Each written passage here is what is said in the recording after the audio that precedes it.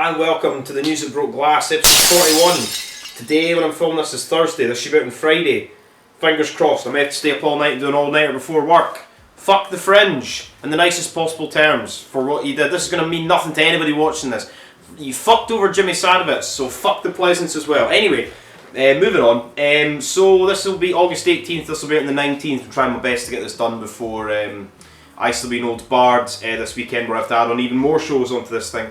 Anyway, first of all, get well soon to the owner of RPW, Christopher Kohlenberg, who had a heart attack recently and is back on the mend, and you can support him by fucking watching fucking IWTV and fucking RPW and IWTV and buying fucking RPW merchandise from Deathmatch WorldWide.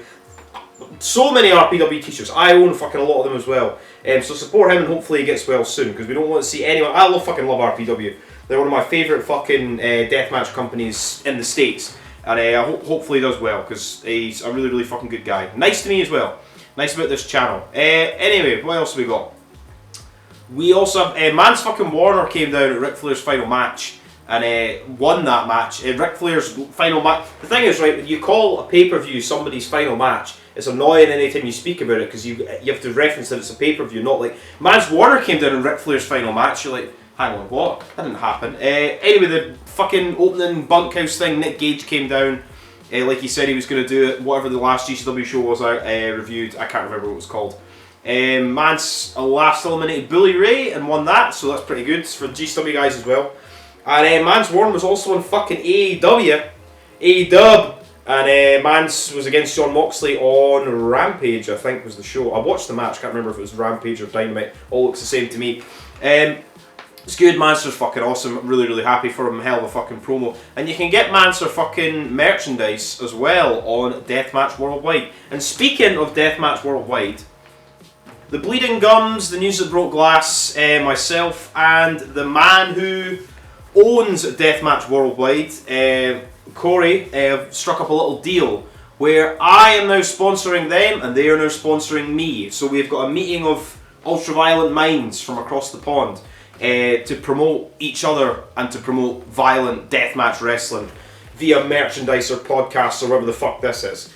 So thank you fucking very much, man. I fucking appreciate the fuck out of it. And buy some fucking shit from Deathmatch WorldWide. I'm waiting on a fucking order coming in from them just now. There's a new fucking Tank t-shirt I've got, a new Casey Kirk t-shirt designed by Sai Ozawa. I've got a H2O t-shirt coming. I've got a fucking Burning Hammer photography t-shirt coming. They've got all the shit. Fucking Alex Cologne, Onita, fucking H2O, fucking John Wayne Murdoch, Mancer, fucking everybody. Tank, The Rev. Great, great fucking shit. So buy yourself some motherfucking t-shirts. And flags. I need to get myself a flag actually. Anyway, what else do we have? We also had... I watched a match. I didn't want to do a full review of the whole show because I didn't watch the whole show.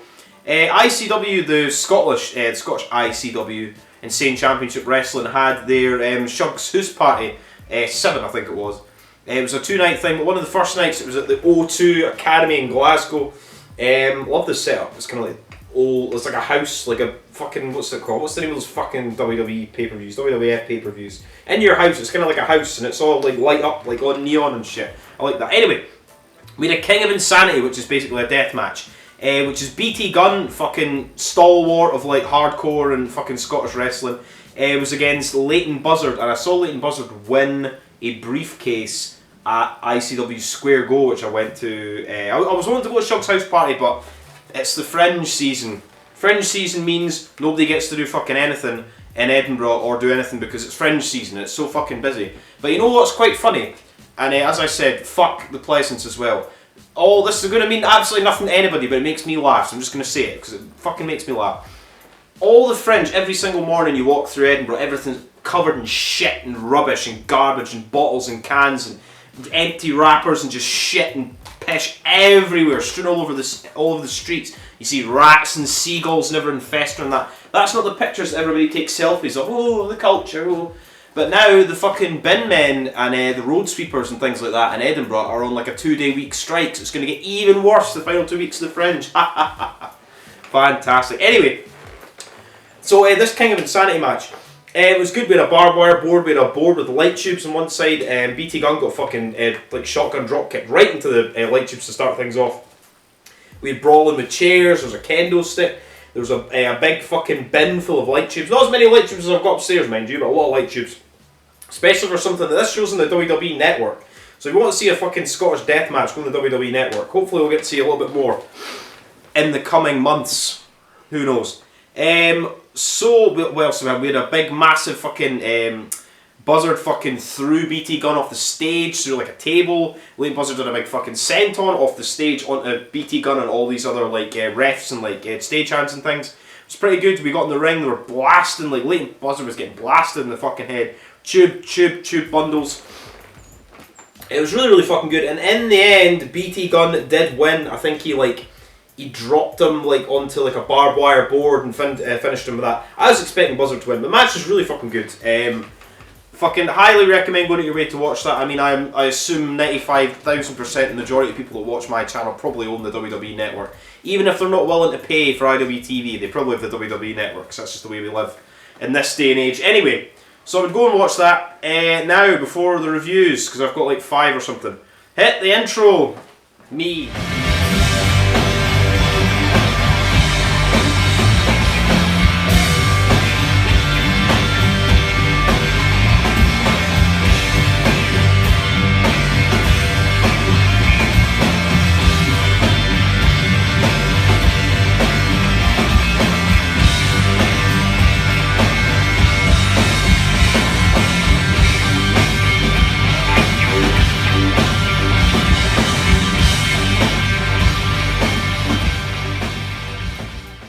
And we start things off in ascending order, whatever it is, what my cat's fucking doing, where we have GCW's Homecoming Night 1. This is August 13th, the Showboat Atlantic City. This was 7 PM US time, so midnight for us. The Showboat, obviously, every single show that's usually on the Showboat is always really, really good. The Homecoming shows for GCW are steadily becoming like the best weekends of the year. At least for last year, you had like the fucking the Matt Cardona thing. This year was pretty fun good. So like one of the best matches I've seen all year. Like fuck me, holy shit. Anyway, so let's just go through the card. Now I watched this. I was drinking on the Saturday I was out on a little pub crawl, and by the time I got back to this, the first match I saw was Blake Christian against Tony Deppen. And when I rewatched, I had to rewatch the entire show because I was wasted. I remember losing my fucking shit at Cologne versus Yamashita. But, and I remember Gage coming out at the end, but I had to rewatch the whole thing because I don't fucking remember anything. And I missed the majority of it. Apparently there's a dark match between Bradley Prescott and Dark Sheik. Didn't see that. I assume that's probably on YouTube or something. I don't know. So, first match, we got singles match, Nick Wayne against Starboy Charlie. Oh, the cat's got... Do your cats do that when they get the zoomies? They just go rage. They run about for like half an hour running about, then they just calm down and go for a little kip. Anyway, so Nick Wayne against Starboy Charlie. Decent little match to open it off. I mean, both these guys are young as fuck. I mean, I think Starboy Charlie's like, what, like 20 or something? Maybe even younger than that. Nick Wayne's like 17. It's insane. I'm like fucking gonna be 32 in like a week. And I'm like, oh, fuck me, I'm so old. Anyway, fucking Nick Wayne won. This match was really good. Starboy Charlie's just come back from a fucking injury. I can't remember fucking many of the spots about that. Wrestling. Nice kicks, nice dives, what have you. Anyway, then we move on to another match. Only thing I will say, and I do moan about GCW about this quite a lot, is the setup of their cards.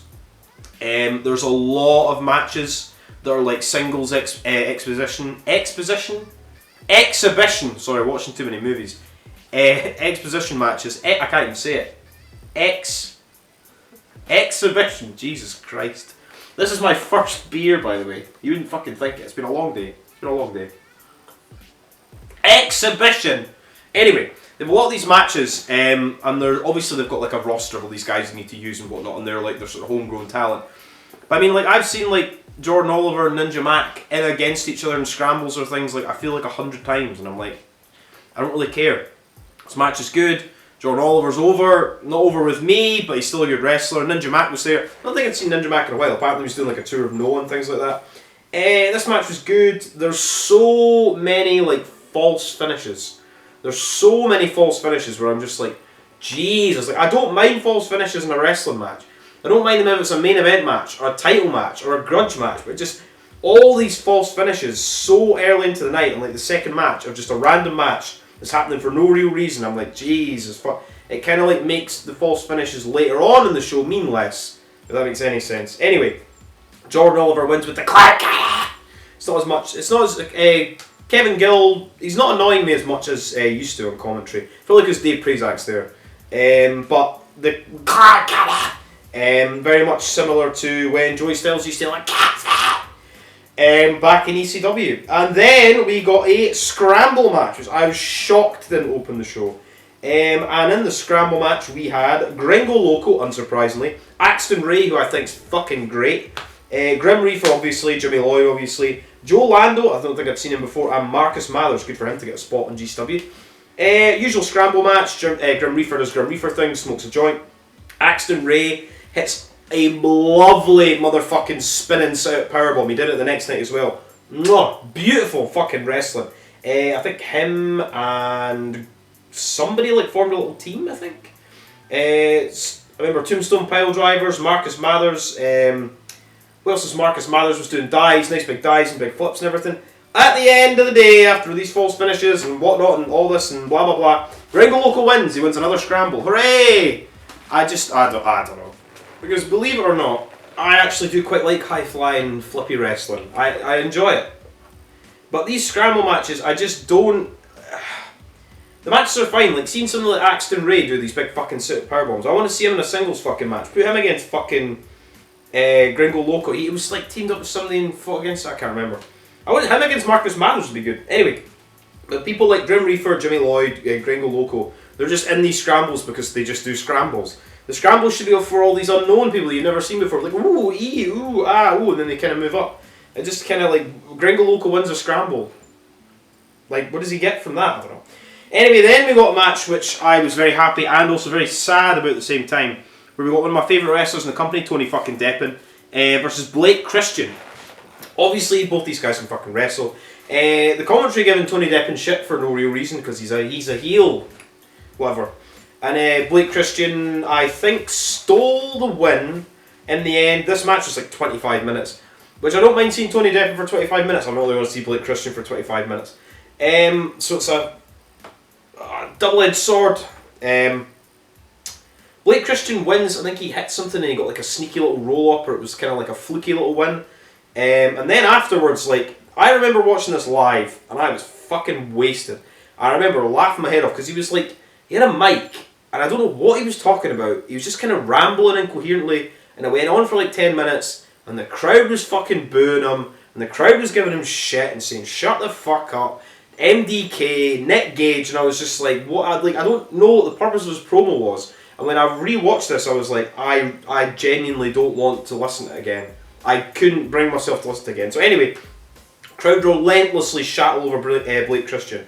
And on the next night, when Blake Christian came out for a tag match, the commentary were like, why is everybody booing Blake Christian? Blah, blah, blah, blah, blah. Why are they that? You're like, well, he fucking cheated to win. And he cut like a stupid rambly promo and the crowd all booed him. Make him a heel. I mean, he's basically going to be a heel now after night 2, but we'll talk about that. But like, make him a heel.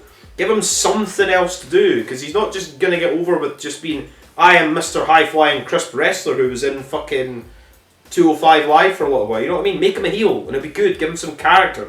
So much better. Anyway, the best thing that could probably happen to Blake Christian's career going forward is the crowd all shitting on him after this match. Anyway, we move on. We're going to get all bogged down. There's a lot to go through. GCW World Tag Team title. It says on Cage Match it's a death match. I mean, there was light tubes and a pane of glass, I guess. We got Los Macizos, Single Pain, Medio Extremo defending their World Tag Team titles against the fucking Briscoes. The Briscoes won, and I was like, oh. Boo. Boo. Me sitting on my own in my house drunk. Boo. The match was really, really good though. We got various different like Doomsday devices. Doomsday device off the fucking apron through a door. Doomsday device in the ring. Macizos were hitting Doomsday devices on the Briscoes. I think somebody got blasted with tubes or somebody dropped tubes outside. A pane of glass was brought in. It's like Big Vin's big spot now. He brings in a pane of glass and we're just like, yeah. Matt Cardona put him over good on the night too. I'll talk about that anyway. Pane of Glass. The Briscoes, I think they hit 1 J Thriller, 2 J Thrillers or something. Even commentary was kind of like, what, did he win? Did he kick out? Blah, blah, blah. Maybe it was like, he kind of looked like he got his shoulder up or whatever. The Briscoes win tag team titles. And then, basically, it's going to be, at this point, it was SGC come out. And they're like, we want motherfucking title shot, blah, blah, blah. And then Los Macizos are like, fuck you, fuck you, fuck you. No, we want a title shot. You've had fucking loads of title shots. Go away. Go away, back to wherever you're from. So now we're going to get, apparently it's War Games, so it's going to be War Games on the same day as Clash at the Castle in the UK, which I'll be going to. I might do like a little video thing just on my phone, just like fucking about during that show. Who knows? So basically, so far, as of this point, we've got 3 teams. We're going to end up having 5 teams in a 5-team, 10-person, 2-cage War Games Deathmatch for the GCW tag team titles. Something different. Looking forward to it. Then we move on to the GCW Extreme title. It's still the worst looking belt, which is a shame because I really, really fucking love Cole Radrick. He's fucking great. Against Charlie Evans of DMDU. When she's been in GCW base. I mean, she was at NGI last year. I wonder if we're going to get NGI this year as well. Time's slowly ticking. NGI is usually September, isn't it? September time. Anyway, this match was good. We got some light tubes, got some nice stiff kicks, forearms with back of fucking light tubes. Cole Radrick's bursting the tube in Charlie Evans' mouth and slashing himself at Junkasai. I thoroughly enjoyed this match. I can't remember the finish, but Cole Radrick's did win and retained the Extreme Division title. I don't think there was any doubt about that. I mean, I could see if they do an NGI, maybe have Cole Radrick win because they're pushing him fucking hard just now. Then we got a brilliant fucking death match. John Wayne Murdoch against Matt Tremont.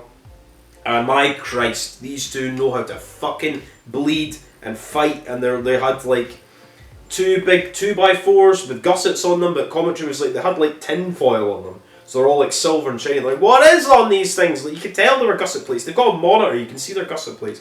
Blasting each other with gusset plates in the head, in the arms. Light tubes just smashing them into the fucking dust that was there.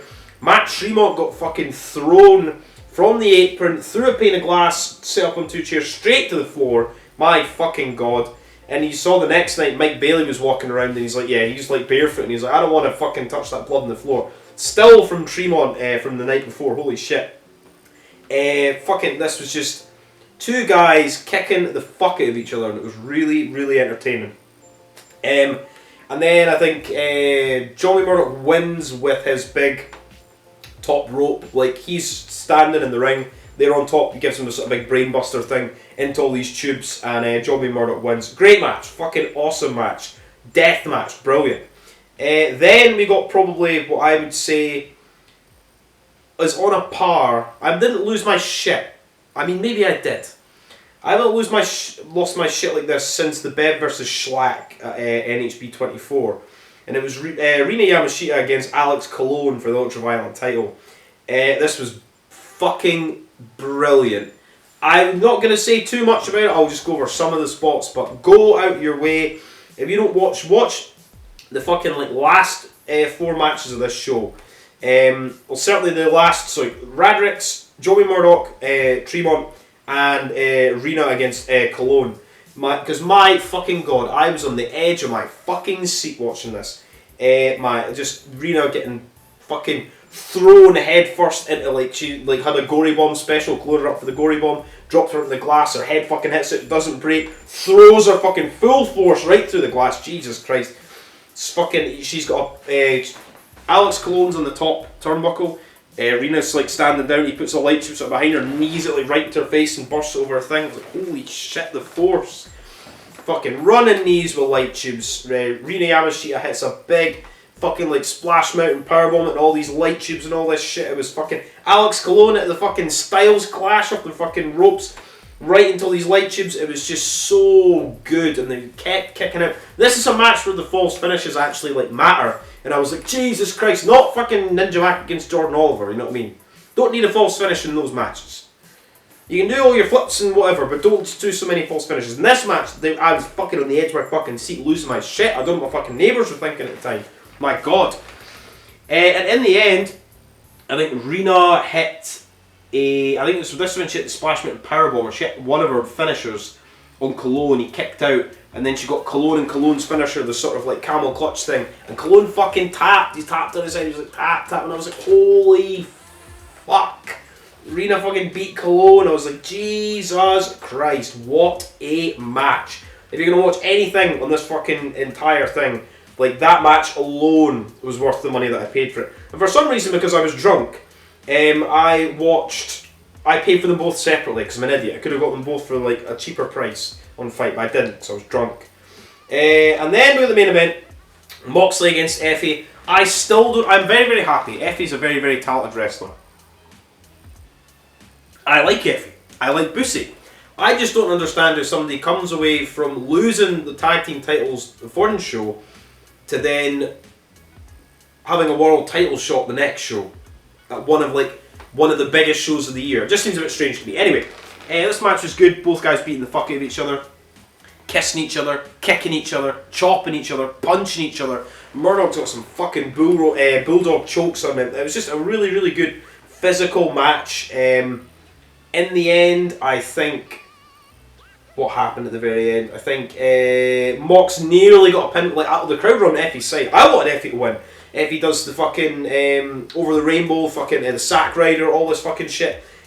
Doesn't get the win. I was like, holy shit. Moxley fucking snogs Effie, headbutts him, gives him the big fucking double DDT, and then wins and retains his world title. I was like, oh, and the crowd was so deflated because they wanted Effie to win. And then, bong, and then we get Nick fucking Gage comes fucking out.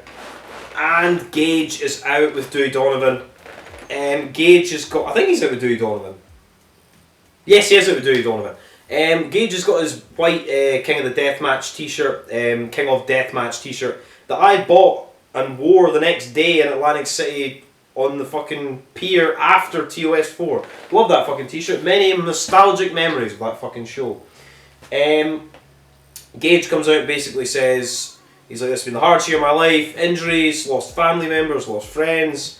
But he's like, I want to fucking win that title back, blah blah blah. And he's like, either you're going to have to put a bullet in my head or I'm going to win that title.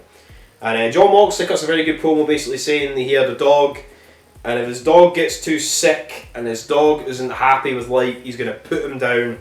And he would try and put down Nick Gage because he loves his dog and he loves Nick Gage. And basically, at some point, Moxley gets to pick the date and everything. I think it's going to be the exact rematch. I think the next time they're in the Showboat is October, which is a year from their Fight Club match. It's going to be John Moxley's title against Nick Gage's career. Oh my god! Very, very good. Hopefully Nick Gage wins. I don't think he will, but I'll be watching that match live. Nick Gage, my favourite wrestler of all time, hands down. Very, very good to see Nick Gage looking very healthy as well. So that was night one of Homecoming. Very fucking good. One of the best matches of the year. Another fabulous, beautiful death match from Tremont and everything. Tag team title match was good. Radrick's against Thingy was good. The crowd shitting on Blake Christian was good. Main event was good and Gage. And the other stuff, whatever. Then we move on to night two, which was in the afternoon. So it was like 9 PM for us. I didn't watch this live. I watched it the next day. So Showboat as well. I will say as well, we get Veda Scott on both shows, I think, for commentary, like cuts in and out with Kevin Gill and things like that. And she's very good in commentary. She was on commentary for H2O on the Monday show as well. So more of her, please. That's good. So we got a scramble match. I'm surprised they didn't do it 2 nights in a row, but it's actually for something. It's for a belt. We have Cole Radrick's defending his belt against Alec Price, who I really like. Axton Ray, fantastic to have him back. Gringo Loco, Jimmy Lloyd, and then Masha Slamovich is there. This match was relatively short. Only thing I really remember was Axton Ray hitting another beautiful spinning powerbomb. Flips, dives. I think at the very, very start they all hit like super kicks on each other and Canadian destroyers on each other. There was a bit where like 2 people held up 2 people and then they jump into like a board held up by 2 people. Very, very contrived spot, but it looked kind of cool. Cole Radrick wins, quite quick match. Unsurprisingly, he's the champion. Then we got Maka Ito making her debut against Dark Sheik. This was good. Maki Ito wins. I think it's one of the first times I've properly seen her wrestle, apart from in AEW. But she's a lot funnier later on. She has got fucking boundless charisma, which is great. So she beat Dark Sheik. So fucking hell, Dark Sheik put her over. Dark Sheik's pretty like high on the totem pole in GCW. I mean, they did make her a flower girl, a wrestling wedding. Then we got Ninja Mac against Kevin Blackwood. Kevin Blackwood's fucking very underrated. Really like him. Ninja Mac in his Noah t-shirt for this show. This match was good. It's Ninja Black, Kevin Mac, lots of kicks, stiff kicks, jumps, dives, flips, Phoenix fucking splashes and 630s and everything. Ninja Mac does win this one. Boo. But nah, Ninja Mac's still good. I just like Kevin Blackwood. Then we got a match which was mainly funny for one thing, which was the crowd booing the shit out of Blake Christian. It was Second Gear Crew, Manders, Mance, Justice against Jordan Oliver, Nick Wayne and Blake Christian. And I was like, so it was like, I had nothing to do with Nick Wayne. It's just the company he keeps. I just really like Jordan Oliver and Blake Christian. But you're allowed to have opinions in wrestling. I don't have anything against them as people or as wrestlers. They're just not my particular cup of tea. But when somebody's like absolutely booing the fuck at them, it's great. Anytime Blake Christian got on offense, anytime he got in the ring, anytime he did anything, he was relentlessly booed. Absolutely fucking booed. Fuck, it was great. Second Gear Crew does win. I can't remember the finish of this match. It was, I mean, the match is completely forgettable, but it's funny and entertaining and memorable for the reaction that Blake Christian got. As I'm saying, stay with it. Make him more of a heel. Give him a character, because he doesn't have a character until now. Then we got an excellent match between Mike fucking Bailey. This is the bit where he came down before with his he's obviously barefoot and he's like, to the ref, he's like, fucking somebody clean up that fucking blood, because I don't want fucking blood all over my feet. And then he was against Starboy Charlie. This match is good. Then Mike Bailey working heel in this match, fucking kicking the shit out of Starboy Charlie. Beating the fuck out of him. It was really, really good. Mike Bailey's just so crisp and so entertaining. When you see him sometimes when he's like smiley and happy and everything, you see him the next time he's a fucking serious wrestler. He can just change the drop of a fucking dime. Mike Bailey's fantastic. I'm sure he went to do the Flamingo driver thing. Starboy Charlie got out of it. Starboy Charlie went for something, then he managed to get him the Flamingo driver again, dropped him down, 1, 2, 3, Mike Bailey wins. Great match. Awesome fucking match. And the match, you know, a match doesn't need to be 25 minutes. Then we had Bussy Catch and Effie were against Charlie Evans and Everett Connors, who are a real life couple or something, I don't know. Who knows? Everett Connors is in very like sort of like multicoloured sort of 90s Saved by the Bell-esque colour scheme gear. This match was alright. Good to see Charlie Evans and Ali Catch and all these, you know, I think the first time they wrestled together. I'm sure they must have wrestled at some point. In the end, what was his name? Somebody came out. Something. Charles Mason? Charles Mason came out and like attacked Ali Catch. I think he attacked her the night before as well. After the Cole Ravricks match. I don't really know who Charles Mason is. He didn't really say anything, he just kind of attacked them and then he was like beaten down by everybody and everybody sort of chased him away. No contest? Alright, whatever. Then we got another, who would have thought, another excellent fucking death match for the Ultraviolent title. The new reigning champion, Rina Yamashita, against Sawyer fucking Wreck, who's one of my favourite wrestlers in the fucking world. Sawyer's fucking awesome. This match was fucking brilliant. Beating the shit out of each other with light tubes. And probably one of the most memorable spots of this fucking match was Sawyer Rex got Rena on the apron. There's like a barbed wire contraption on the outside. She gives her a drop-in Death Valley driver off the apron, through it. Both go through it. Barbed wire and things. It's all like the wooden board like sort of thing round the side of it. It's like all around her neck and everything, like right around her fucking house. Holy fuck. Oh, disgusting fucking bump and spot. It was so cool looking though. But in the end, unsurprisingly, really just because she just won the belt, I would have lost my mind if Sawyer had won. Rena wins with the sort of Splash Mountain powerbomb thing, picks up Sawyer from the middle rope, Brett's rope, and fucking powerbombs her into all those light tubes and barbed wire and chairs and everything, and wins. Excellent match. Both wrestlers hugging her, like raising each other's hands at the end. Brilliant, fucking great. Then we got the tag team of Alex Cole. Alex Cole came out in a flannel shirt with John Wayne Murdoch, as they are now a tag team called the Mega Bastards, which is a good name. Alex Cole and all like, oh, fuck's sake. The team with Murdoch. Murdoch's fucking great heel. Against Los Macizos. This was meant to be a tag team title match, but obviously the Briscoes are now the champions. This match was great. 4 of the best deathmatch wrestlers in the world. Glass, blood, fucking just it's everything you want. It was just, oh my god. Like, honestly, go and watch this fucking match. I can't do it justice. John Lee Murdoch hits a fucking Deep South Destroyer on a signal pay onto a fucking pane of glass through 2 fucking boards on the outside. Holy shit, what a bump. A big, huge fucking bundle of light tubes put on Alex Cologne to like a fucking like some sort of flag. It was either like a Texas flag, I'm not sure what sort of flag was on it, on top of him, and a fucking beautiful 450 by Medio Extremo straight through all these fucking light tubes on Alex Cologne. And in the end, I believe Alex Cologne and John Wayne Murdoch win.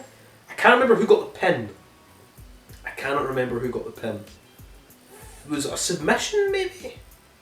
Maybe a submission on Signal Pay. No, Medio Extremo. I can't remember. Anyway, they win against Los Macizos. Los Macizos lost their belt and they lose this match. Come on. Fucking hell, guys. Then Bussy come down and they're like, oi, oi, oi. Oi, oi, oi. This tag team title thing, you lads, this should be us in that match too. So now basically we're going to have the Mega Bastards, Cologne and Murdoch versus Los Macizos versus the Briscoes versus Second Gear Crew versus Bussy. 10-man, 5-team, 2-cage death match, War Games, Art of War Games for the GCW Tag Team titles on September 3rd in fucking Hoffman Estates Grand Sports Arena in Illinois. Whew, that'll be an exciting match, and I dread to think what that would be like to have to call that. That'd be good. I'm sure fucking Kevin Gill and Dave Prazak can't fucking wait. Anyway, that was all the matches, and then we move on to the main event. Like, was it SummerSlam 91? I think the main event was like Hogan and Warrior against Slaughter, Sheik, and the other Colonel guy. And then the main event was actually Macho and Liz's wedding. Anyway, it's Matt Cardona's wedding to Chelsea Green with Maven doing the announcing. What? The wedding of Cardona, of the Cardonas. The ring looked beautiful.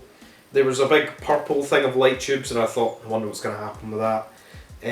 What did we have? There were little tea lights leading down the ring. Maven, fucking Tough Enough's Maven. I used to love Maven, by the way, from Tough Enough. I mean, he was like hardcore champion, and he was like against like Goldust and shit, like WrestleMania X8 and shit. I used to think Maven was awesome. Like, this very like later tenure, he was like in a tag team with Simon Dean, I think. I watched all that shit. I watched all through 05 and 06 and everything. Anyway, Maven was out. He's got a papal certificate. He can do marriages. I don't know the word for it. What would you call it? Whatever. He is doing their wedding.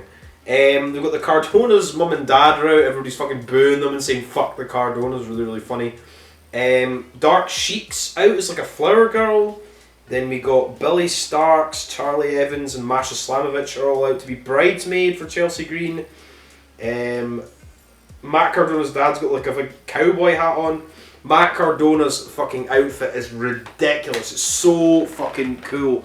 It's just basically a like complete rip-off of like Macho Man's, but it's like all white and like purple. It's so fucking cool looking. Like it's one of the smartest like outfits I've seen Cardona ever wear. Anyway, like they read their vows. Maven keeps saying everything's beautiful. That's beautiful. Jimmy Lloyd's the ring bearer, and he goes out to get the rings, and he comes back and he doesn't have the rings, and he goes away. It was like, so what's going on? Big Vin's there. Matt Cardona puts over Big Vin, saying he's like invaluable and indispensable at fucking GCW, which I quite liked. Matt Cardona saying like when they do their vows, he says in life and death match, or in death match and in life do us part, and things like that. And it was really funny. Cardona was really over. Chelsea Green's really over. Maven was really fucking funny. Cardona's parents were funny because everybody's just booing them and saying fuck you, fuck the Cardonas, shut the fuck up. And they're just like clapping and smiling and that. It was really funny. I don't know why like Charlie Evans and like Masha and Billy Starks would associate with like Chelsea Green. Like I don't understand that. And then they were like, does anybody have anything, you know, speak now or forever hold your peace. And Blake Christian comes out, the crowd all booing him. And then they did the right thing, where Blake Christian actually hugs Matt Cardona and they're like friends now. And I was like, that's good. And he felt Chelsea Green's arse. Matt Cardona was like, yeah. Why I oughta. Then Ali Catch came down. I think she had like sex toys or lube or something with her or something like that. Then they became husband and bride again. I think they were only married like 8 months ago or something. And then Nick Gage came out, trashed the entire wedding. He smacked Matt Cardona's dad in the head with the light tube, but he still had the hat on, and he was like stumbling about, and like he didn't know where to like fall at the ring or to take a bump. I looked like Nick Gage was like, "You all right?" Like after that was quite funny. He hit like Chelsea Green was like smacking Nick Gage like, you don't do that, blah blah blah. Nick Gage like pointed behind her and Ali Catch fucking threw the wedding cake right in her face, gave her a pile driver on the wedding cake, and then the big bundle of like wrapped up purple light tubes was smashed right over Matt Cardona's head. Dewey Donovan had brought a wedding gift, and as you can imagine what was in this little box, with Nick Gage's facial expression was like, oh. The excitement, and it was a fucking pizza cutter carving up fucking Cardona. Cardona's bleeding like fuck. Chelsea Green's covered in cake. Nick Gage, the crowd's going fucking mental. It was great. Awesome. What a fantastic little fucking end to the segment. What a fantastic end to the end of GCW's Homecoming. It was great. And hopefully this means that Matt Cardona isn't going to interfere with this Gage-John Moxley thing. Because, I mean, Nick Gage did purposely ruin his wedding. But then again, Matt Cardona did steal his world title. Thanks to Ricky Shane Page that nobody else mentions. Anyway, that was GCW's Homecoming. Fantastic set of events. Obviously there's some things, scramble issues, matches going too long and things like that. But Sawyer Rick, Rina Yamashita, Alex Cohen, Rina Yamashita, Los Macizos, both matches. The fucking Matt Tremont, John Wayne Murdoch match. Cole Radrick's his fucking match with Charlie Evans. Lots and lots and lots of fucking really, really good matches and bloody death matches, who would have thought, on these shows. And then we move on to XPW had their Night of Reckoning. This was the same night as night one of Homecoming. This was in the Derby Room in Panama, California. It's obviously on later. I watched this in the morning. On when I came back, I'd like forgotten my PayPal thing because I was so drunk and I was trying to like order XPW like after GCW finished, and I was like, I just couldn't do it and I gave up. What are you gonna do? So XPW. We had Cat Martini and Chris Kloss on commentary. A lot of people moan about them. I like Chris Kloss. He's got a lot of charisma. Cat Martini's not that bad. Just quite amusing. Making jokes at Chris Kloss being old and just sort of being like a general sort of arsehole to him all night. It's quite funny. So we had the first match was fucking Dirty Ron, who's back in XPW. Was against Bo Cooper. Big Bo Cooper is a guy I'd never seen before. We had barbed wire. We had chairs. We had light tube bundles. Ron blasted with light tube bundles. We had thumbtacks. We had fucking tables. We had, like, my god, we had a ladder. Fucking, I think Bo went to go up the ladder and do like a big splash or something onto Ron. He missed, went through the table. Ron lit his elbow pad on fire, did a big fucking elbow drop on onto Bo Cooper. Fucking really good match. Went like not even 10 minutes. Lots and lots of violence. Great way to start off the show. Dirty Ron wins, and he also attacked. I think he blasted either Will with like a light tube or gave him a Death Valley driver or something. I can't remember. But yeah, fantastic. Really, really fucking good. The only thing is I will say with XPW is their shows are very long. This show was like just a normal show with a lot of it no death matches. So I think we had 3 death matches? 3 altogether? And the show was still 4 hours long, so obviously, luckily for me the next day, I could skip things, I could just go to... next we had Matt Cross in the ring. M-Dog20, and he was against Damien 666, and I think the last time I'd seen him was, he was in XPW like 2002, 2003.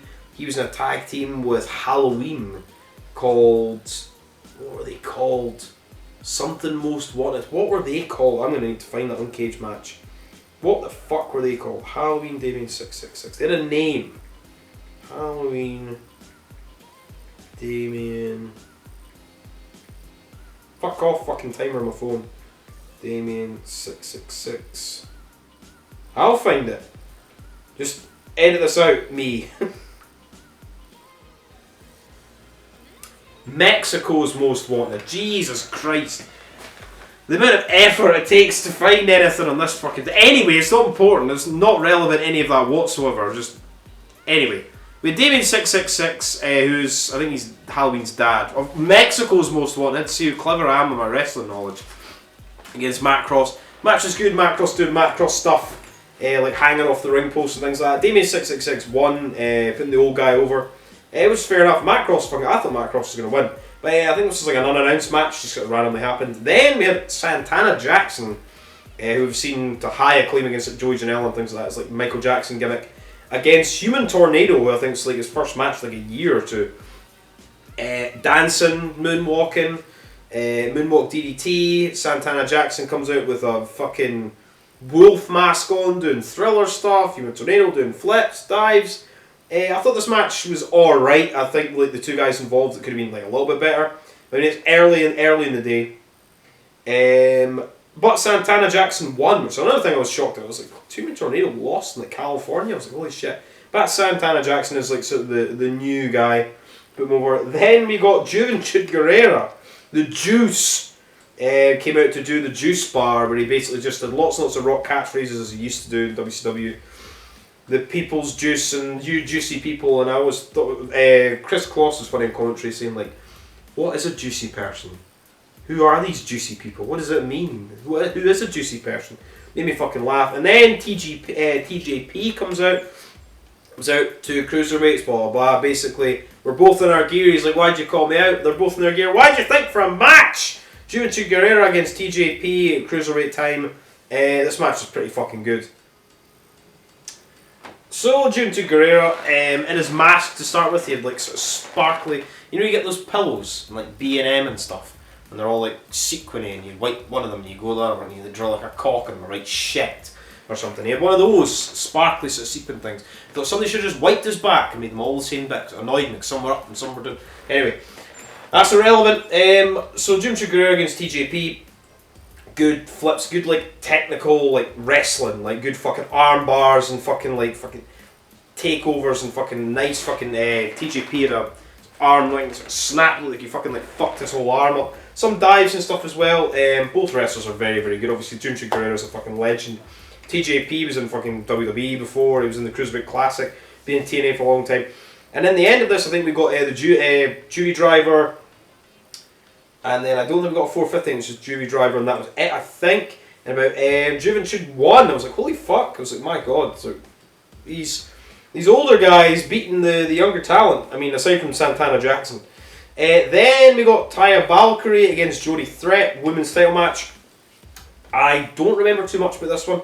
Although I do like the women's title, the XPW women's title. Taya Valkyrie is very, very over. There was a lot of like attacks on like the sort of like middle rope, like running. There's somebody like on the middle rope, somebody attacking them. Like I think Taya ran outside and like gave her like a suplex, German suplex, like into the ring, or things like that. Like a lot of like moves based around like Brett's rope. Shout out to OSW Review as always. In the end of this match, Taya Valkyrie wins. Can't remember what she won with. I don't remember a lot of this match. I did just watch this like last week, but my brain's so full of fucking wrestling that I can't remember. I mean, it was kind of unsurprising that Taya Valkyrie won. They're kind of pushed her as like the main fucking woman. And even Kat Martini basically said she's the best women's wrestler ever. I think she said. Don't quote me on that. She said something like that. Anyway, then we got a three-way motherfucking death match. The first ever women's death match in XPW history. As we got Sage Sin Supreme, Ludark Shaitan, and Mickey fucking Knuckles. This was awesome. So many light tube shots, headbutts. Mickey Knuckles is so fucking over. so good. Her facial expressions, she's just gold. Mickey Knuckles is awesome. Get her everywhere. Light tube shots, fucking people taking bumps through fucking light tube tables on the outside. Fucking, it was just awesome. There was a bit on the outside where like Sage Sin and Supreme like went on top of like a banner of like Supreme above him, and she was like, and Chris Cross was like, he's holding her up, he's giving her the power, and she jammed in a big fucking dive. That was great. I like that spot. What else? We had huge like big light tube things set up on like, I think it was like both ladies. Mickey Knuckles ran like right in her fucking arse, like right into the light tubes, and fucking I was like, holy fuck. Disgusting fucking thing. And I can't, this is another thing, but I can't fucking remember the finish for the life of me. But Sage Sin Supreme did win. What did she win with? Some sort of fucking roll up on something, I'm sure. But Sage Sin Supreme did win. All three ladies are putting each other over at the end. They're all fucking happy, shaking hands, hugging each other and stuff. Great. Awesome fucking death match. More of Mickey Knuckles in XPW, please. And next time have her 1-on-1 with Sage Sin Supreme, or have her 1-on-1 with Blue Dark Tritan. You know, have it for like the next thing. And then have one of them challenge Taya Valkyrie for the women's title. Then we had, I thought we were going to get this as the main event. But because it was not overly glass heavy, it was a falls count anywhere for the XPW King of the Death Matches, Schlack, the champion, against motherfucking Necro Butcher. And Schlack came out with Veronica Kane and Jasmine St. Clair, because, you know, why not? And Necro Butcher came out with Jasmine St. Clair and Taya Valkyrie. Schlack came out with Misha Montana, who he's been like around with for the last like couple of XPW shows. I felt there was no need to have these women there. They could have just had them like do anything. No need for them to be interrupted and like or be part of like the. I don't mind Misha and like them coming down the ring with them. There's a bit where like they're all in the ring and like Jasmine and fucking Veronica Kane were like beating up Misha with like a kendo stick and things like that, and they're rolling around, and I was like, Necro Butchers against Schlack. Like, this is a match we've wanted to see for 2 fucking years, and the last time we saw it on ICW Noel's Bar, Necro Butcher was fucking dying of cancer. It's Necro against Schlack. Like, I do not care as nice as Jasmine St. Clair's arse is, and as like, you know, as hot as these women are, I don't care. I want to see the deathmatch shit. And then we finally, when they get fucked off and get the ring, whatever, go away. Use them elsewhere. Don't use them in matches like this, please. Have them at ringside, by all means, but don't have them take away from Schlack or Necro. Schlack fucking blasted a fucking bundle of tubes in Necro's back. They're, to start with, though, the match, they were just punching the fuck out of each other, just back and forth, punching. I was like, holy shit. They were brawling out in the crowd for ages, smacking each other with chairs. Chairs was broken, these plastic, like, which hurt like fuck as well. Blasting over each other's heads, it was great. Fucking eventually we get back in the ring, and all the fans are launching chairs into the ring. Calls for chairs, the old Terry Funk thing. I think Chris Claus said Terry Funk would be looking down on this as if he's dead. I was like, Terry Funk's not dead. Maybe he just meant it and like he's like, you know, he's watching this and like he's thinking it's great type thing. I don't think he meant any offence by that. So we'll leave him alone. Leave Chris Claus alone. But then the entire ring was lit up with chairs. Rob Black came down and basically told everybody, fucking stop throwing the chairs, please, you cunts. And then we had fucking just power bombs, like a fucking like jackknife power bomb from like Schlack to fucking Necro, suplexes and shit into the ring and all these chairs, power bombs, and just, it was, oh my Christ. Schlack's up in the thing, blasted fucking Necro in the fucking head, but like just, it was so much like big fucking like power wrestling moves, these huge fucking guys into all this just big sea of chairs in the ring. It was awesome. In the end, Schlack did defeat the Necro Butcher, and it was pretty fucking like Necro Butcher's kicking out, and what a awesome fucking match. Definitely watch that match if you get the opportunity to.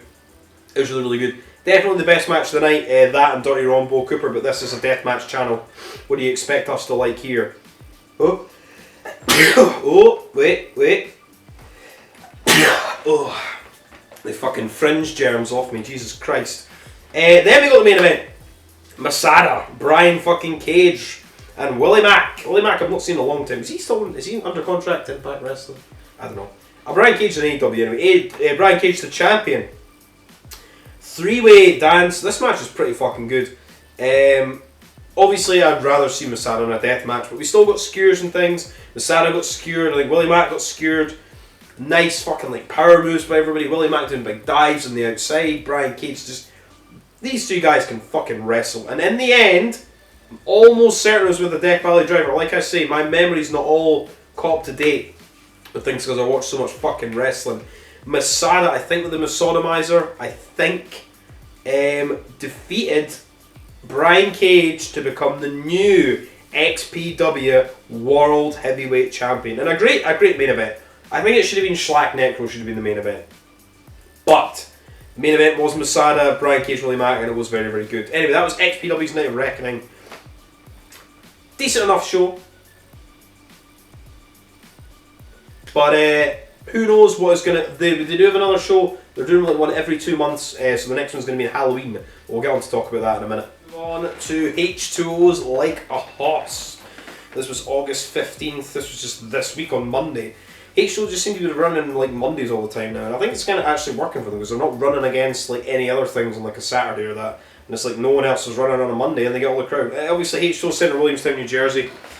Also a very big fucking card for this fucking show. Let's just go through this. I thoroughly enjoyed this. Thought it was one of H2O's better shows they've done in a little while. Where the fuck are we?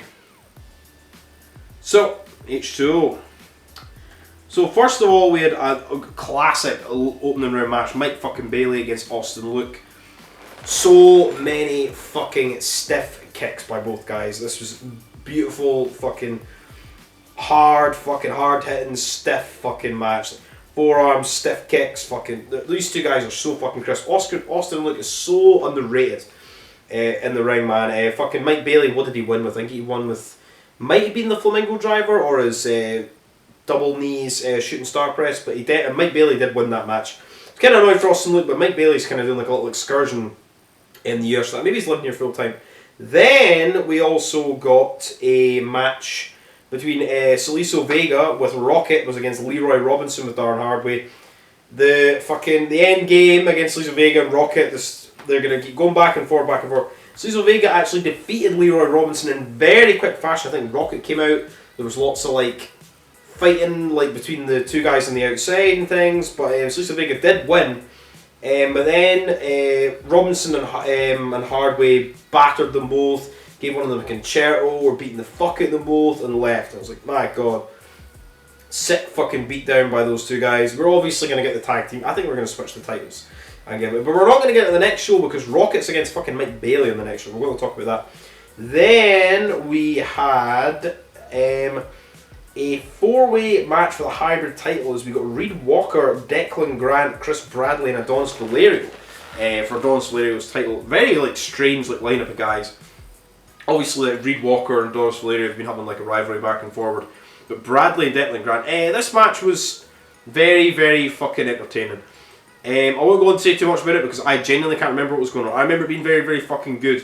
And I remember Chris Bradley hitting a nice fucking nasty spear.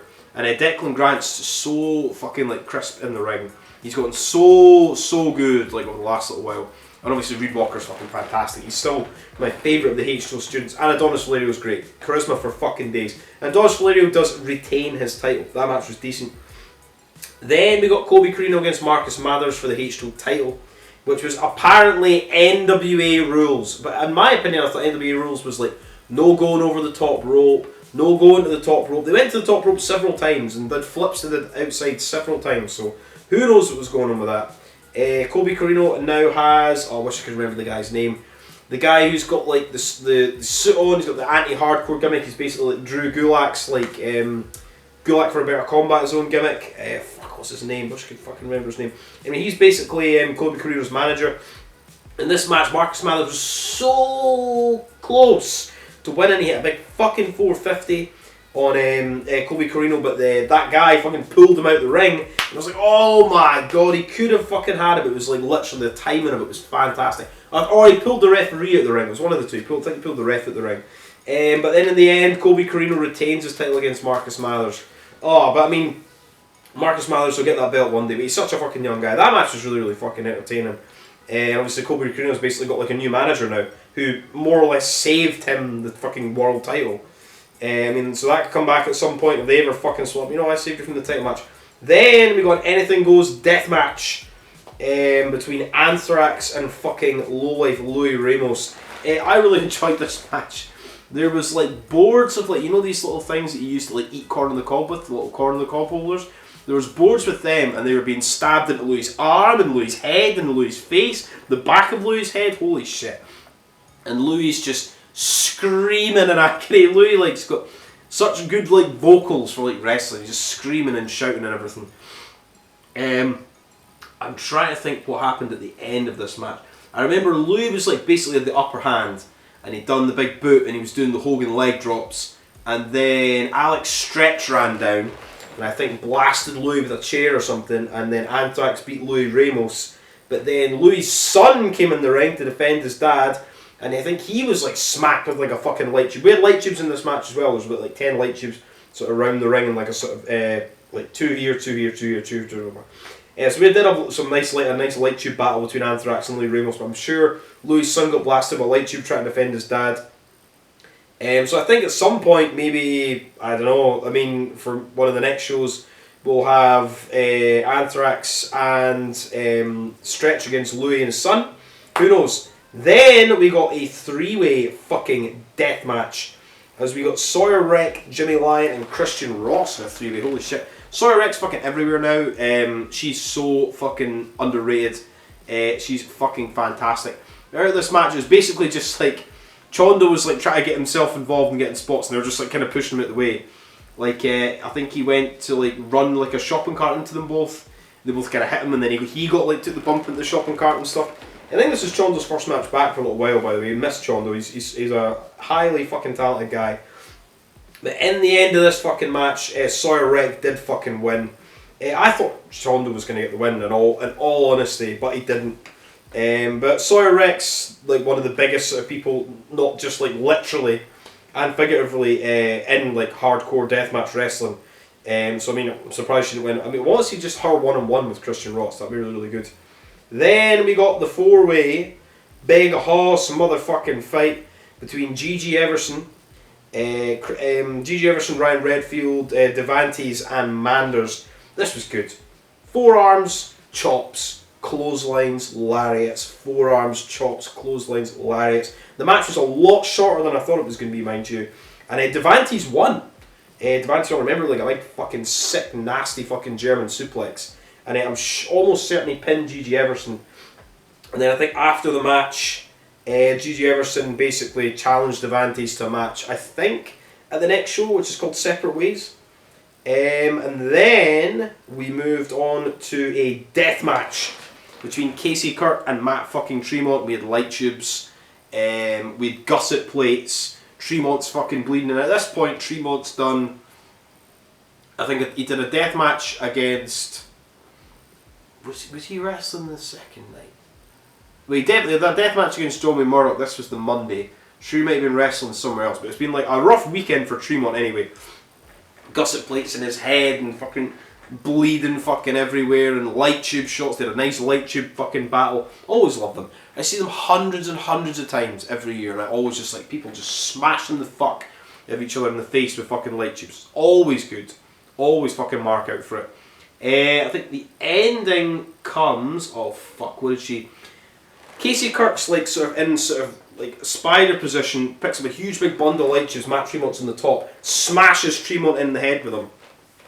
They do a bit of mucking around, and then Tremont says, he's like, give her the general order, through a pane of glass that was in front of them at the time they were trying to put her through. General order, through the glass, they're like, 1, 2, holy shit, Casey Kirk fucking kicked out. Oh my fucking god. And then she managed to roll up Tremont and beat fucking Tremont. I was like, holy shit. Then, after the match, Tremont puts over Casey Kirk, puts over, basically saying, Danny DeManto, ICW No Holds Barred, I am just a chapter in your journey to the top, and basically saying, put over No Holds Barred, put over fucking Casey Kirk and everything. It was fucking great. And Casey Kirk fucking beat Matt Tremont, so holy shit. Then we had the main event, which is for the Danny Havoc Hardcore title. We were meant to get like a month or so ago. Obviously we couldn't get that for obvious reasons. Lucky 13 defending his title against Brandon Kirk. This match was fucking violent too. Both of these guys are so fucking good and crisp together. All I'm saying is, for this H2O show, I wouldn't say there's a bad match on it. I would say my favourite matches were the main event and the Casey Kirk Matt Tremont thing. Obviously, Sawyer Wreck match, the Anthrax Lou Ramos match was very underrated. I would say, I think a lot of people will just kind of skip past it. I thought it was really, really good. Mike Bailey, Austin Luke, not a bad match on this show, but in this main event, holy shit. Like, at the start with Lucky 13 just destroyed fucking Brandon Kirk. I thought he was going to win in about 15 seconds. Like, blasted him with light tubes, like put his head like in the chair thing to do the big double stomp. I think he got him in the end with the chairs and the double stomp, and Lucky did win, but there's a spot where it took them ages to get the cap off the fucking lighter fluid. It took them ages to get the cap off lighter fluid, but Brandon Kirk put lighter fluid all over a pane of glass, and Brandon Kirk ended up going through the pane of glass, courtesy of Lucky 13. Lovely fucking bump. Always nice to see panes of glass. More panes of glass in wrestling, please. But anyway, Lucky 13 retains his title, and they are going to have another match. They are going to have a round 2 match with Lucky and Brandon Kirk at the next show. And also he's set up a match, I can't remember if this was after the main event or if this was after Casey Tremont, where basically all of the following, or the followed, or whatever they're called, the healed group, Ross, Bradley, Mouse, Anthrax and Stretch came out, attacked Tremont, etc. And so now it's going to be Halloween, 2-ring, Hustle and War Games, Tremont and the Angels of Death, which is a good fucking name. Tremont, Jess Moss, Sawyer Wreck, Casey Kirk, and a mystery partner against the 5 fucking heels in a 2-ring fucking War Games. So it's 2-ring in the fucking, and it is in the H2O Center. I assume it's going to be outside. Anyway, that was fucking H2O's Like a Fucking Horse. Watch it on fucking ICW TV. And buy some fucking H2O merch or fucking Deathmatch WorldWide. Whew, that is the reviews fucking done. Let's move on to the rest of the shit. Now, we move on to GCW news and updates. Oh, before I get to that, I will say, get this t-shirt. There's 2 versions of it. I've got the double-sided one. It's a Dream Eater t-shirt, as I think I mentioned in the last thing. Marcus Crane forever. Marcus Crane, the fucking Dream Eater. Forever Marcus Crane. The Eater of Dreams, the Orphan Crippler, and the Devil's Big Red Dick. Get this off Deathmatch Outlaws, and all the proceeds of these t-shirts. There's one with the little logo on the front, there's another one that's just got the back on the front. All the proceeds go to Hoodfoot to help Hoodfoot with his injury. And Hoodfoot is actually fucking back this Saturday or tomorrow by the time I've fucking edited this. Anyway, GCW news. So we're pretty much going to get Moxley against Gage, title versus career, probably in October. Suggest. Sad face, I can see Gage losing and retiring. I hope he doesn't. I'd love Gage to go on another fucking run with the title, it would be amazing. But as I'm saying, if Mox beats Gage, like, who the fuck's going to beat Moxley? In my humble opinion, the only person would be, that make any sort of sense, would be Janela. But hey, anyway, and as we say, we've got the GCW Art of War Games 2 main event. 5-way War Games, the GCW Tag Team titles, Briscoes, Bussy, SGC, Los Macizos, and the fucking, what they called, the Mad Bastards, Alex Colon and John Wayne Murdoch. So there's a GCW showing this weekend at Centre Stage. Gage is there, Alex Colon's against somebody, various different things. I don't think I'll be watching that, because I'll be watching ICW Olds Bard. Pick and choose my GCW shows. I would love to watch them all. But I don't want to have have to take out another mortgage. Anyway, and there has been new matches announced for GCW's TNT tour in fucking Liverpool in the UK. In like 3 weeks now. Fuck hell. The year's going so fucking fast. It's insane. I am now pretty much 99% going to the Friday show, which is the GCW in Liverpool show. I would love to go to GCW versus TNT, but my girlfriend fucking hates deathmatch wrestling and wrestling in general, and it's like more or less like 1 or 2 shows a month at a push, and then she goes fucking mental. So I have to pick and choose my battles to which to die on, and I'm already going to the Clash, and I might be going to fucking KCW in Derby as well, but we'll go on to speak about that. Anyway, so we've got TNT's Supreme Extreme. This is Thursday the 15th at Hangar 34. All the shows are at Hangar 34. So one match we've got announced for that, which is going to be Alex Colon, the former GCW Ultraviolent Champion, is going to be against Clint Margera. But Alex Colon is still, remember, the TNT Extreme Division champion, and this is going to be a fucking ladder death match for the TNT Extreme title. And with Alex Colon taking some time off, I think in October, it's pretty safe to say that Clint Margera is going to win that title back, I think. Then we've got GCW Liverpool, the Friday the 16th. Hangar 34, obviously, as well. I'll be going to this show. We've got Joey Janela is against Nick fucking Wayne on that show. Very strange. I thought they'd kind of spread out their roster a little bit, but hey, it is the GCW show. And then we're going to have a 4-way fucking death match. Jimmy Lloyd, Big Motherfucking Joe, so happy for fucking Joe. He's making his debut in GCW versus Clint fucking Margera versus John Wayne Murdoch in a 4-way death match. It'll be fucking awesome. And then finally, GCW versus TNT, the Saturday the 17th, Hangar 34. We've got a couple of matches announced for this. We've got Robbie X is against the biggest heel in GCW, Blake Christian. We've got Gene Money is against Joey fucking Janela, and probably be one of the biggest sort of death matches in recent UK history, pretty much, until we get to October. Drew fucking Parker, Big fucking Joe, and Clint motherfucking Margera, the UK fucking Extreme Super Team, versus Alex Colon, Jimmy fucking Lloyd, and John Wayne Murdoch in a 6-man fucking death match. So that'll be fucking good. TNT are also part of some new, I've got it on my phone, what is it called? They are part of, where is it? Something on my phone. What's it called? Where is it? Wrestling something. Oh fuck, I had it.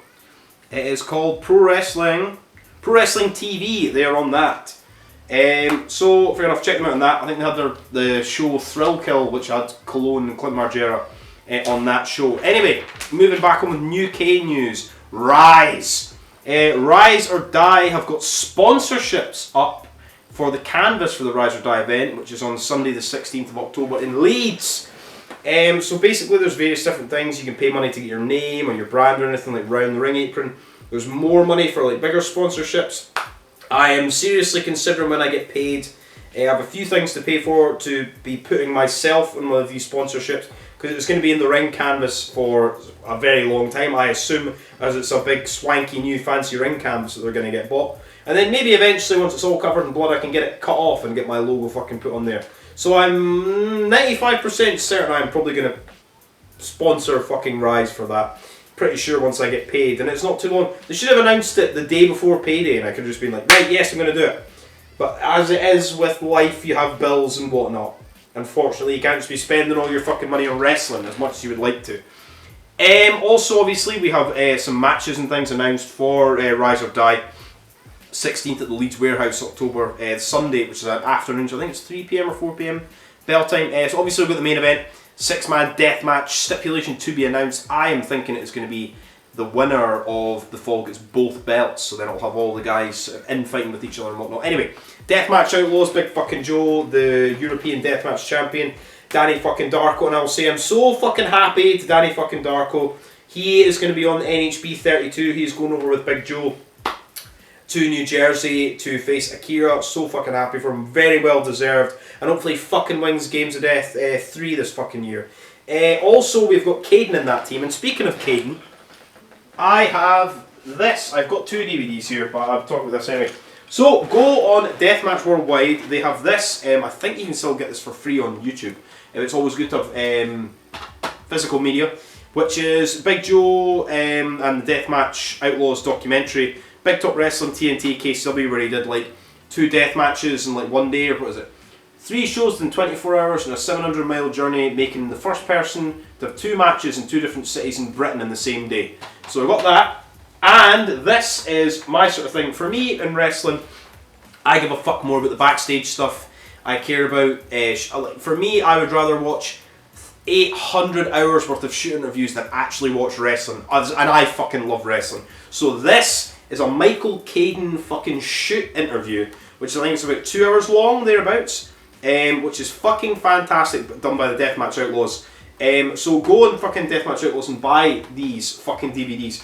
This is great, great fucking shit. Anyway, so we'll move them up there. Always good to have more wrestling DVDs in the house. Need a bigger house. Moving on, so we've got so Deathmatch Outlaws, Joe, Darko, Caden, and they're against the British motherfucking top team. My boys Lou, Semtex, and the Rise champion Darwin. Also, we've got Amir Jordan is returning to Rise.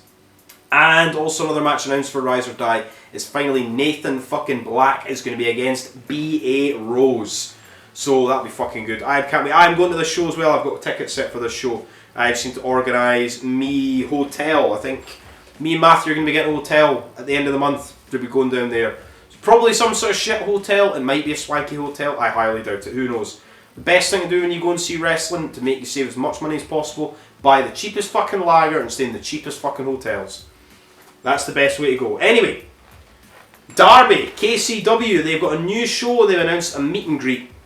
So they have a meet and greet birthday bash at Suds and Soda, which was the bar where I met Malachi and Fletch and Callum Butcher the day before the last Rise show. Great fucking little IPA bar. I was fucked walking home for it. They had gooseberry sour IPAs and they were fucking lovely. Anyway, so they've got that. Where is the fucking thing for it? It's like a meet and greet. It's like 1 year anniversary of the Kumite. Where's the fucking thing for it? So, Kumite Wrestling, beers, screening, they'll be showing KCW matches, Deathmatch Outlaws documentaries, a meet and greet, celebrate first year Kumite, Sunday, August 28th, Suds and Soda, free entry, doors 4 PM, signed instant photos with members of the Kumite will be available. So that is what's going on there. I would love to go down, that's August 28th.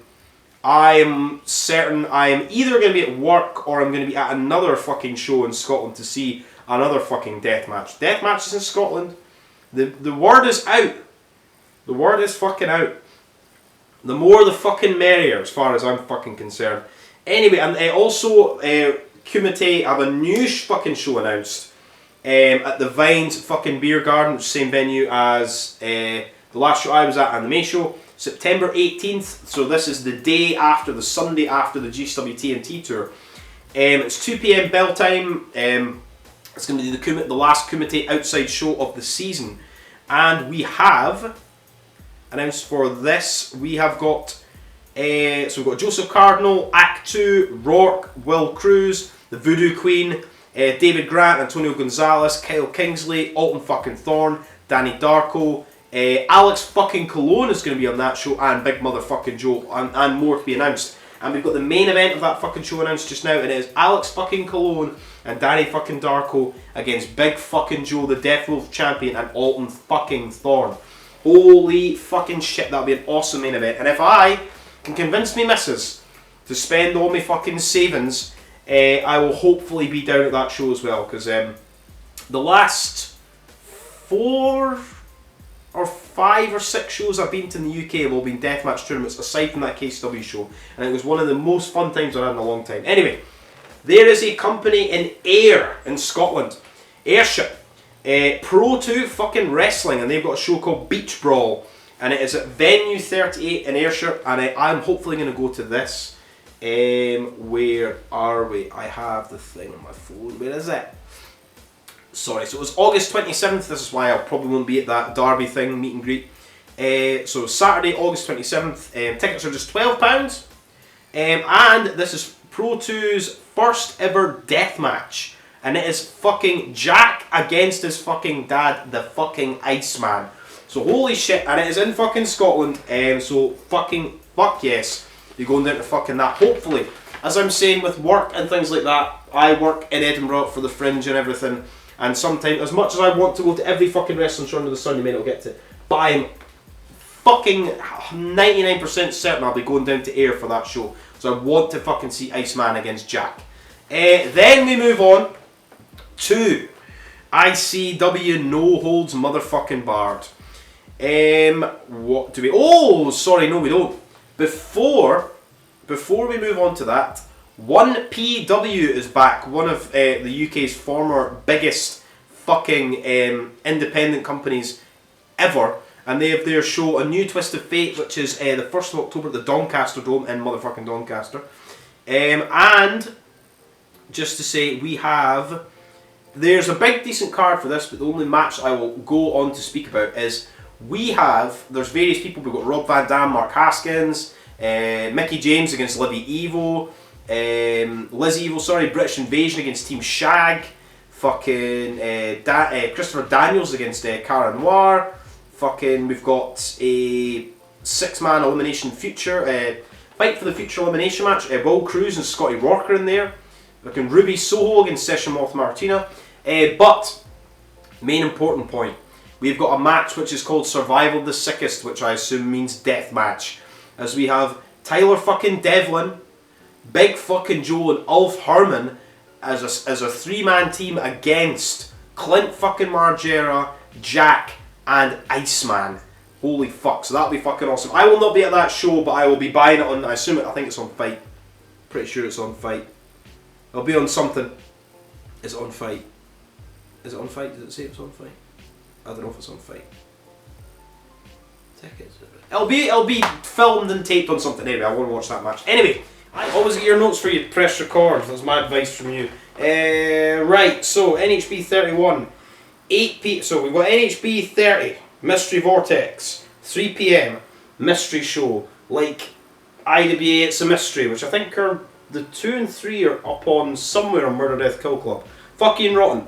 Anyway, August 20th, Summit, Illinois. That's NHB 30, 3 PM afternoon show. Then NHB 31, it's a mystery. We don't know what the card is, it's a mystery. NHB 31, 8 PM August 20th, Summit, Illinois. I have the full card here and it looks fucking insane. Although I will say, I did see this one match from Circle fucking 6 and it was awesome.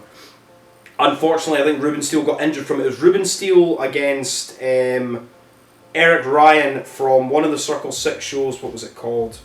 I'll need to fucking find the name of that fucking show because I'll need to put a thing up of it. It'll be up here once I find it because it'll annoy me if I don't find it. Where are we? It was here today, Guano tomorrow. It was Loose Light Tubes. It was awesome. Fucking hell, Eric Ryan defeated Ruben Steele, Stuff Stomp, Light Tubes. I don't even know what Ruben Steele's injury was, but he was meant to be against Schlack on this show. That match is not happening. So far the card is we have 7 fucking insane violent matches. We've got Schlack against Remington Raw, who's returning to ICW Olds Bard. We have Tommy Vendetta with fucking Darren McCarthy against the boss, Danny fucking DeManto. We have my boy, the Bev, against Dale fucking Patricks. We have the first ever Prince of the Deathmatches, my fucking boy, Neil Diamond Cutter, against the last ever King of the fucking, Prince of the fucking Deathmatches, the Carver. Also we have Eric fucking Ryan against fucking Akira. Hopefully Eric Ryan kicks the shite out of him to make up for losing that fucking title. Oh, I want Eric Ryan to get it fucking back. I want Eric fucking Ryan to win that fucking belt back. Then we have John Wayne fucking Murdoch is against Cruel. And then main event, making his return to NHB. Sadika is against motherfucking Hoodfoot, which has just got bloodbath fucking run all over it. So that is it. And also we have the full card for fucking, where is it? For PFX Battle of the fucking Tough Guys number 2. And I will just find the card for that fucking show. Which I'm really fucking looking forward to. This is August 27th, 3 PM and 8 PM, just like the shows this. So this is this weekend and next weekend. We have 4 fucking Olds Bar shows. Holy shit. My brain and my liver are fucking ready for that. So this is in Cambridge, Massachusetts at the Sonia Middle East where they had NHB 25. And we are having, where are we? So, 16 guys. So this is all the first round matches will be, the first 8 matches will be night 1. Then we'll get the semi-finals, quarter-finals, semi-finals and final 7 matches on night 2. So, Battle Tough Guys, first round matches. We have got Schlack versus Slade. Hoodfoot versus Hardway Heater. Danny DeManto against Brandon Kirk, a feud as old as time. Gary fucking Jace against KTB. Bobby fucking Beverly against Casanova fucking Valentine. That's what I will think will probably be like one of the matches of the first round. That or Schlack versus Slade. And the winner of Cass Bobby and the winner of Schlack Slade will be facing each other. Like, holy fuck. That's going to be insane. Aaron Williams is against John Wayne fucking Murdoch. And Joe Black returns to NHB against fucking Akira. So that'll be fucking awesome. Be watching all 4 of these shows, NHB 30, 31 and Battle of the Tough Guys 2, Night 1 and 2, live. And NHB, there was a little bit of trouble that they had when they were going to be going to LA. Anyway, there's going to be like a little problem with NHB was going to be going to LA. Apparently the people they were meant to be running with, there was like shutdown in communication. so like no one really knew what was happening with things like that. So who fucking knows? But now, thanks to I think Circle 6, we have got. They are now running in LA. It's going ahead. It's at the 1720 warehouse where Circle 6 have ran 2 shows, and I think they're going to be running another show. This is Sunday, October 9th at 7 PM. And it's going ahead, NHB in motherfucking LA. And right after then, when NHB finishes that show, they're off to fucking Australia. So October 14th, 15th, 16th, we have now got the venues for these shows. So 8 PM, October 14th, Arrow and Swanston, the same show that the DMDU have Dream. I think it's pretty much their main venue they run. Cat's got the zoomies again. We've got Pit Fighter X12, Arrow and Swanston in Swanston Street, Carlton in Melbourne. So that's 8 PM, October 14th, October 15th, 2:30 PM in the afternoon we have DMDU. 7:30 PM at night we have ICW No Holds Barred. Arrow and Swanston again at Carlton Street. Swanston Street in Carlton, and then 3 PM we have NHB. This is the Sunday, October the 16th, 3 PM NHB versus DMDU, Space 338 in Queensbury Street, North fucking Melbourne. So that is the NHB DMDU fucking tour. We're looking forward to that. Also, we've got some amazing fucking updates. So I brought Danny Darko before. NHB 13, September fucking 10th, New York, New Jersey, Hart fucking Ballroom. This is probably going to be the biggest NHB of all time, certainly for international talent. 4 matches announced for it, plus Jasmine fucking St. Clair's going to be there. We've got Big fucking Joe against fucking Tremont, which is a dream fucking match anywhere. We've wanted this for 2 years. We've got the American Deathmatch title as Casey Kirk challenges Joe Bateman for the strap. We have York coming over with Joe Bateman from Australia to fight fucking Schlack. And we have Danny fucking Darko making his debut in ICW No Holds Barred in the fucking chains against Akira. So far, 4 matches, 4 international talent. It's going to be in fucking insane. Can't fucking wait for that. And Jasmine St. Clair. And I assume we'll get another 3-4 fucking matches off that. In fucking insane. Speaking of DMDU, get rid of these notes here. We have got some updates for the Dream tournament, and there's a new show in fucking September for Deathmatch Down Under. So, Dream, Saturday, August 27th at the Arrow in Swanston, 3 PM. We've got the tournament brackets here. I'll just go over them all. So, we've got Bunnings Scramble Bunkhouse Brawl, which is Joe Bateman against Xavier Black. Unfamiliar with what that stipulation actually means, I'm sure we'll find out. We've got Will Walker against anti-deathmatch parties Damien Rivers in a 2 out of 3 boards, 2 out of 3 fuckery boards deathmatch. Damien Rivers probably going to do, you know, his heel stick and anti-deathmatch stuff. Look forward to that. My pick to win the whole thing is either Will Walker or Vic Craig, by the way. Then we've got Only Cans Deathmatch, and it was meant to be Callum Butcher versus York 1-on-1, but Vic Craig has added himself to that, and that is in the opening round. Then we've got a Battle Without Honour or Humility Deathmatch as Jimmy Lloyd fights motherfucking Mad Dog. And Jimmy Lloyd's obviously over that as well. It's like hardly been mentioned that Jimmy Lloyd's actually over in Australia for Dream Tournament. Then we've got the Mystery Box fucking Deathmatch as Michelle K. Hasluck, who is somebody I've not seen. I watched a little promo video of her. Is going to be against Vixen. Then we've got Camby Crawford as against Jordan Sampson in Lightship Lunacy 2. And then the semi-finals, which is going to be all these first rounds, aside from the Vic Craig, Callum Butcher York match, are all singles matches. The 2 3-way matches, the 2 semi-finals are 3-way matches, and their fans bring the fucking weapons, and the final is a 1-on-1 death match. And they've got a new show announced in September, Saturday, September 17th, at the Palais in Geelong, which is Panic at the Palais.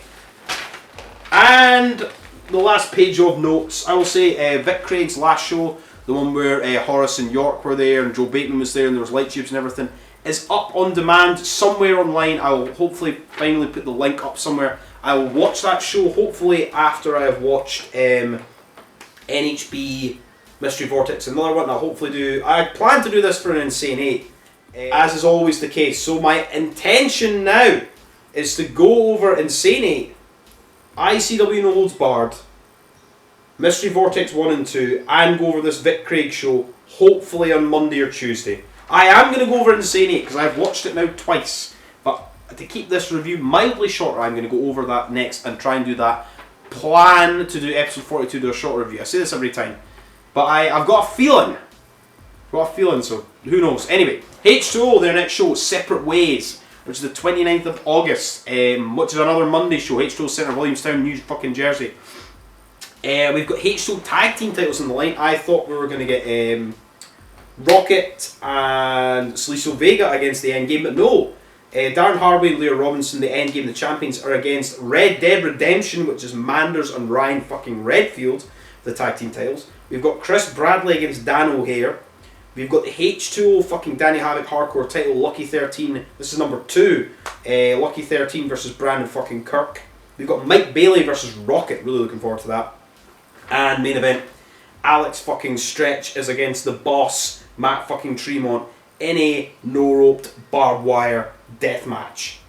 And the October show, Hardcore Halloween, Monday, October 31st, actually on fucking Halloween.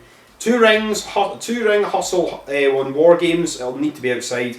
Tremont, mystery partner, Sawyer Wreck, Jess Moss, Casey Kirk versus the following: Mouse, Ross, Bradley, Anthrax, Stretch. And speaking of Halloween, XPW have announced their next show, which is Halloween in Hell 3, which were events they ran years and years ago in like early 2000s, late 90s. October 22nd, the Derby Room in Panama, California. And that is it for this episode. Hopefully it's slightly shorter than the last one and I can get this out before then. And as I said, Tuesday, hold me to it. If I don't do it, I don't know. Shout at me, do something. On Monday or Tuesday, I will have reviews of ICW No Holds Barred, Mystery Vortex, and NHB 31. Also Insane 8, and also that Vic Craig show, which I will watch, which also got Joe Bateman and light tubes and people jumping off scaffold, jumping off the top of the entranceway through panes of glass and all sorts of shit. Anyway, this has been the news that broke glass. Buy some stuff from Deathmatch WorldWide. As we say, no deathmatch, no life, and I will be back in like 2-3 days. Fingers fucking crossed. Woo!